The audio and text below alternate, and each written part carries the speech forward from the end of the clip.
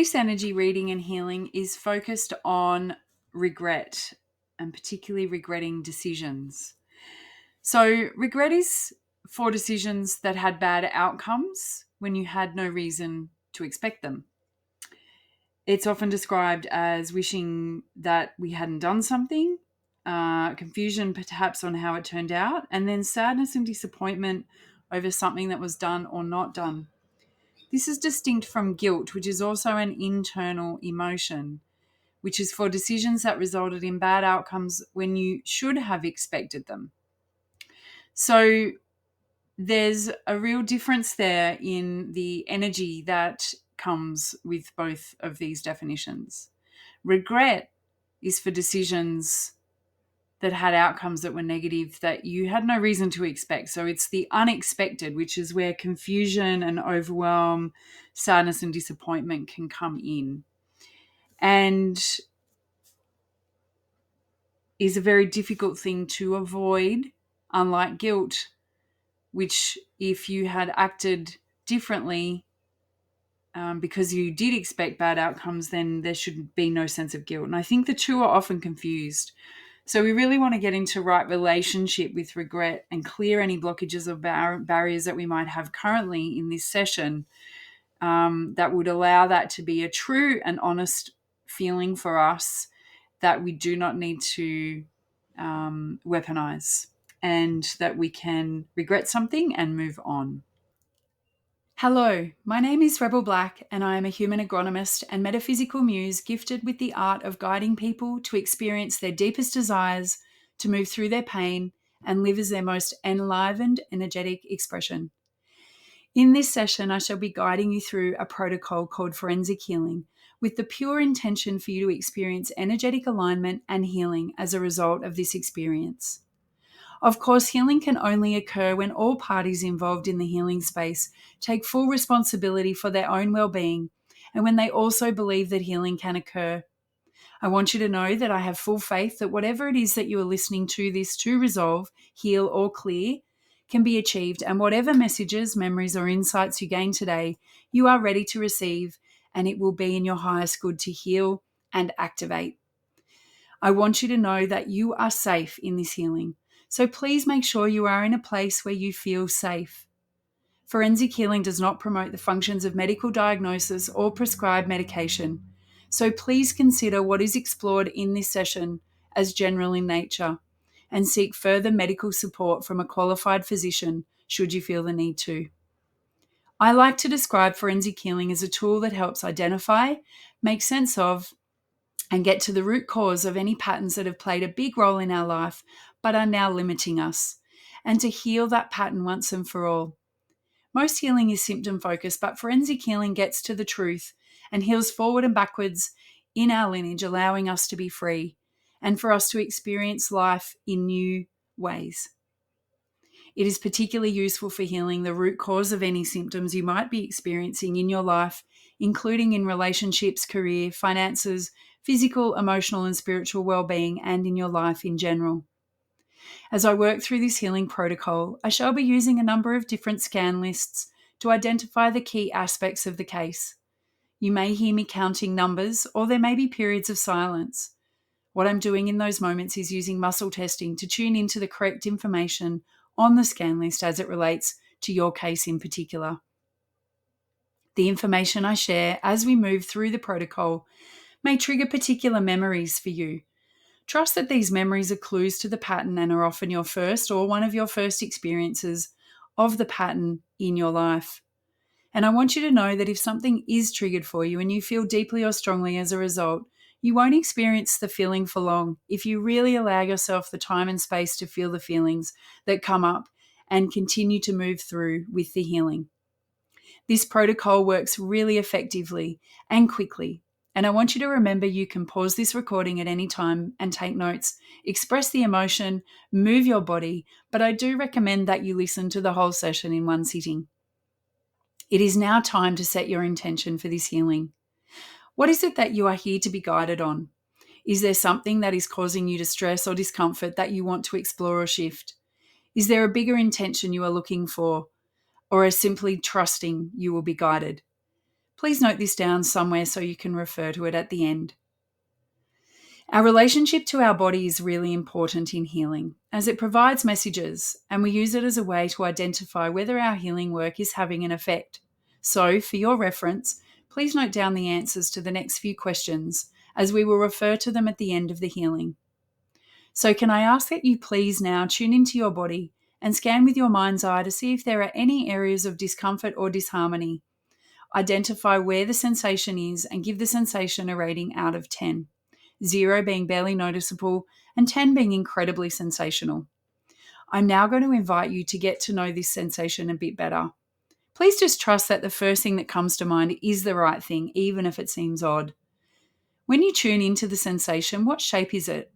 Does it have color? What color is it? Is it moving or static? And what feeling or emotion does it tell you it is? Now we are ready to heal. I've already opened the healing case, so we will move straight into the forensic healing protocols. So please make sure that you're comfortable, in a place you won't be disturbed, and perhaps you have some water and tissues nearby. Enjoy. So the first thing that tested up in this energy reading and healing was the archetype of the father, and that is the energy of authority, stern, powerful. And so I guess in the context of regret and thinking about regret, it's used, I would say, like a weapon. It's used as a power over us internally. The two life patterns that came through were guilt and distrust. And so it's interesting that guilt came through when I did the introduction for this. I spoke about the difference between guilt and regret. But guilt comes through as an underlying pattern in this context, and so does distrust. And so I would imagine that we're regretting things if we're not trusting ourselves. The emotion that came through was abandoned, so feeling a sense of abandonment.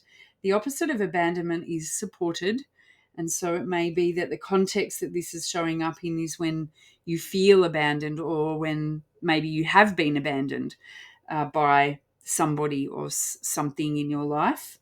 The negative belief system that came through was security, and so it's this idea that security is outside of us, that we're craving security, we're craving a sense of security, and yet we can't seem to achieve it. And it's regret, really, the emotion of regret and the behavior of regret, or the behavior that regret elicits, that keeps you from being secure, and the keeps you in this not being able to trust, being abandoned, feeling guilty, using that as a weapon. And so it just keeps you in this regret, guilt, a mistrustful loop. It tested through at a number of different ages. At first, I wasn't sure what was going on, because it was almost every number was testing up from the age of 20 backwards. And so then I recentered and ran it again, and it actually came through at age 12 quite strongly and quite clearly. So age 12, there may be something when this pattern first showed up. So something you did that you regretted. And regret, remember, is something that you couldn't have known would have a negative outcome. But it makes no sense that we would use that against ourselves, but we do. And I'm curious about this sort of line between when is something a regret and when is something we should feel guilty about, or could feel guilty about, is just the known. It's like in the future you could have known something bad would happen, therefore that is guilt. The regret is something you couldn't have known. So why would we weaponize that? If we can't know something until we know it, what purpose does it serve other than to keep us stuck in a small loop of distrust and feeling abandoned and guilty and all those things? So the next layer of information that came through was around fear and disconnection. And so regret leads to fear. We fear doing things because we don't want to regret them, because that feels bad, because we've made it feel bad. We haven't let it go. Um, it came through as disconnection from soul. And so again, it's saying the discomfort we feel with emotions like regret is because we're not in alignment with our soul. We're not in alignment with our highest good. It came through in the mental body, in the auric system, and it related to the masculine. So this is very much a doership. So it is regretting decisions or regretting things that you did or that happened as a result of you in your doership energy and the imbalance that might exist there. And then it came through in the heart chakra around openness. And so this is clearing any need for regret to play a role in your life for anything other than a fleeting moment. We need to retain openness in the heart, but at the moment that is not the case. So that's what we're here for this healing for, is to keep the heart open. It also came through as in relationship to marriage. So marriage, I don't always see as actual marriage between two people in wedlock, in what we would call typical marriage. I see it as the coming together of parties in some form of vow. It came through as a relative was also involved. There was a physical trauma that happened. There was shock, and it happened because of personal growth, and it was an emotional impact. And so I got this real sense of there being some sort of heart-based shock. So it would be that enough of a shock that you would then close your heart. And the shock may be because you were abandoned or you were like left, hung out to dry is the saying that comes through.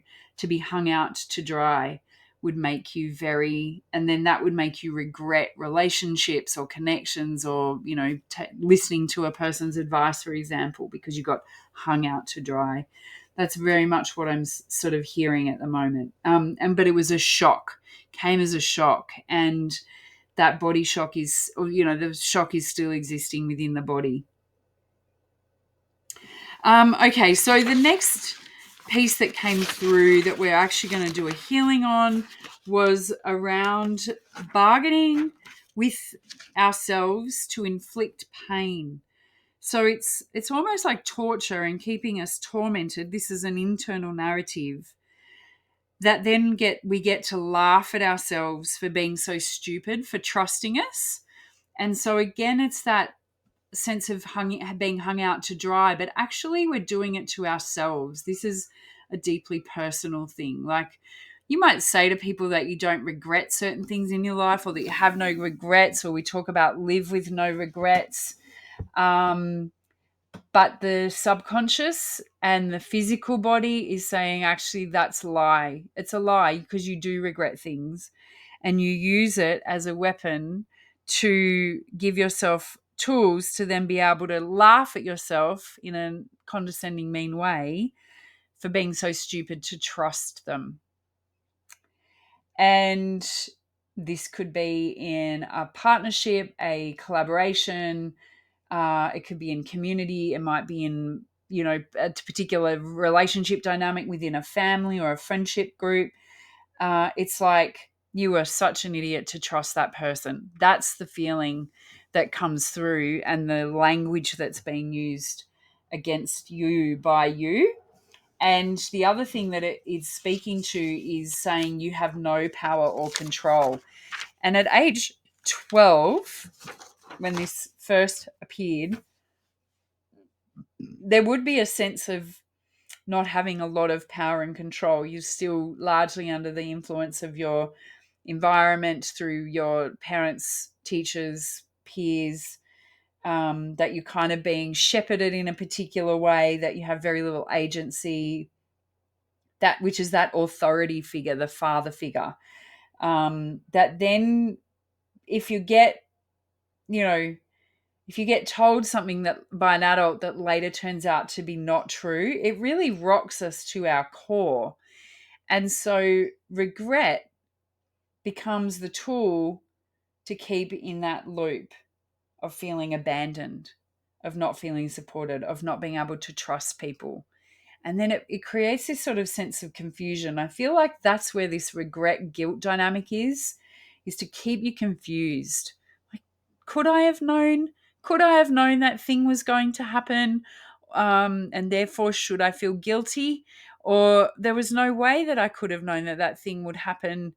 But I'm not sure. So, you're never really clean.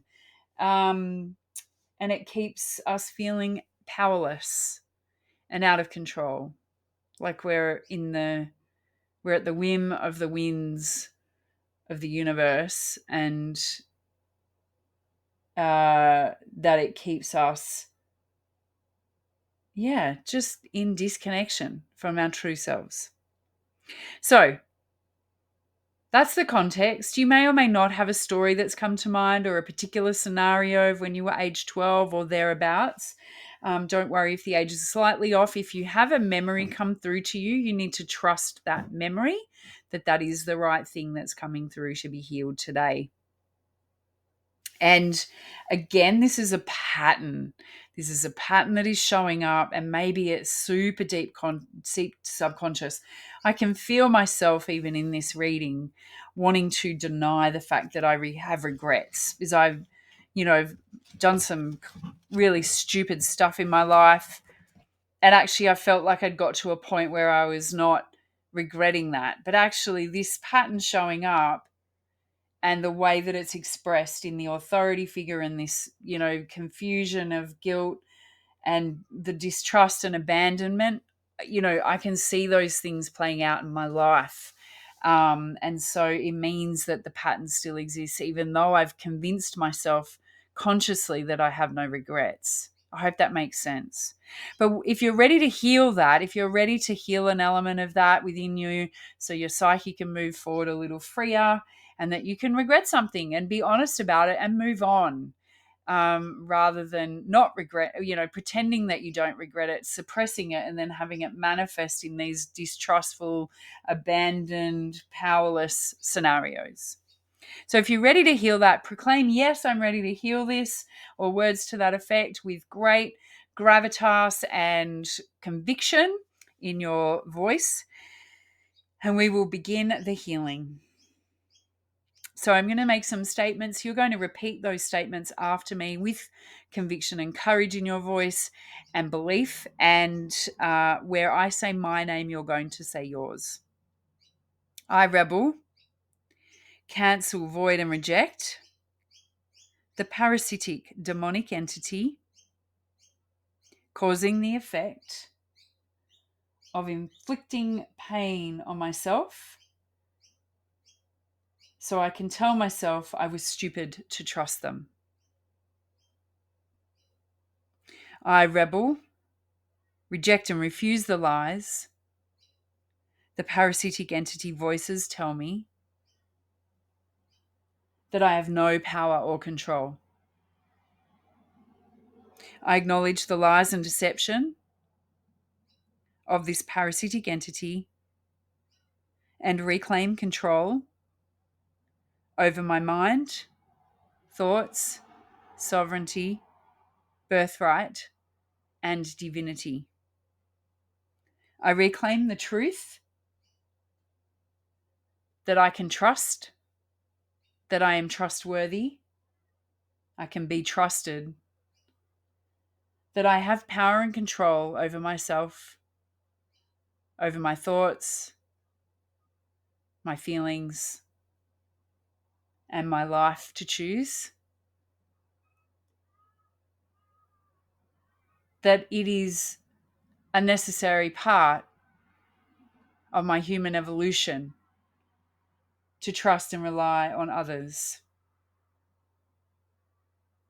and to stay open-hearted even in the face of disappointment, sadness, fear,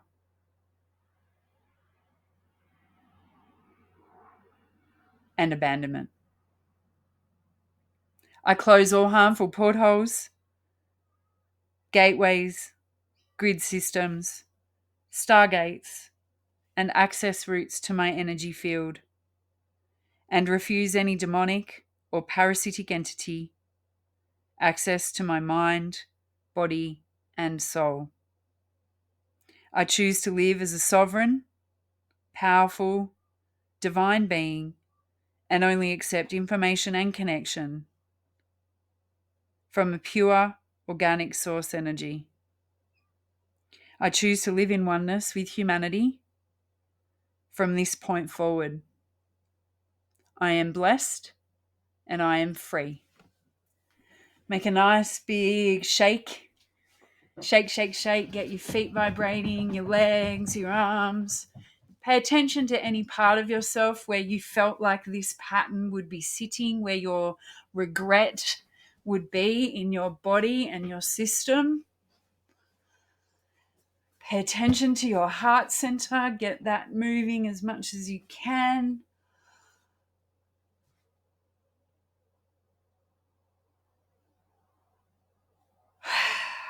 Nice big deep breath and release. So the next thing that we're going to heal is what's called a changing sacrifice habit. And we're going to think just for a minute, if we were in a room together and you were one of my clients, we would be going through this together and I'd be asking you to give me examples of way that you sacrifice yourself. That is, what a sacrifice is when you give more than you get back. Why do you do it? What is it that you're getting from it? So it might be things like guilt, for self-worth, to feel valued. And you really want to interrogate this. So I'm just going to leave some space in this for you to think about this and speak it out loud if it feels safe to do so. So we want a few examples of where you're sacrificing yourself currently. You want to speak them out loud. I'm going to be quiet for a minute so that you can do this.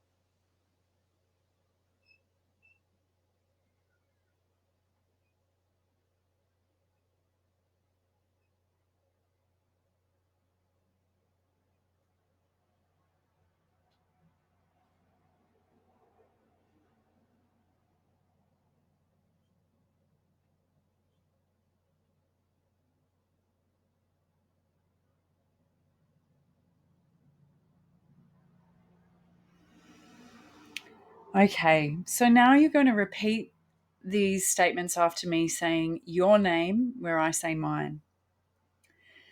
I, Rebel, choose to safely release all sacrifice cords, beliefs, habits, rituals, debts, regrets, and feelings of guilt that is not reflecting my divine worth.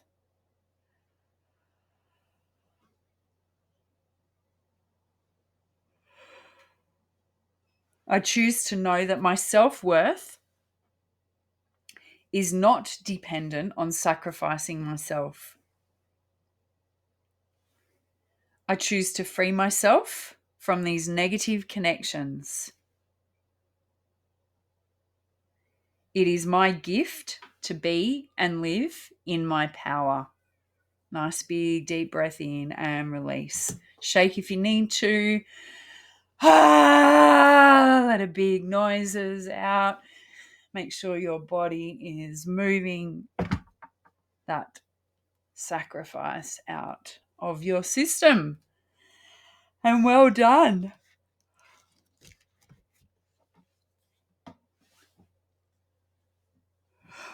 We'll do a DNA healing and we'll close the case.